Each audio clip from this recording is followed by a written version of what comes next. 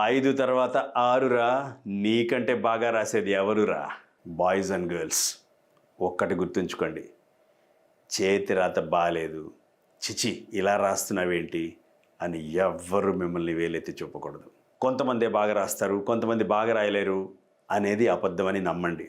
పుట్టుకతోనే ఎవరికి అద్భుతమైన హ్యాండ్ రైటింగ్ రాదు.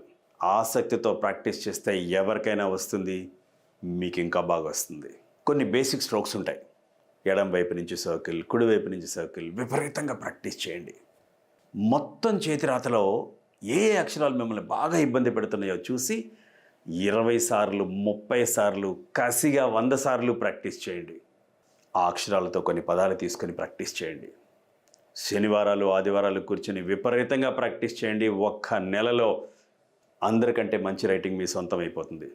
మన రైటింగ్ గురించి ఎవరు కామెంట్ చేయడానికి లేదంతే.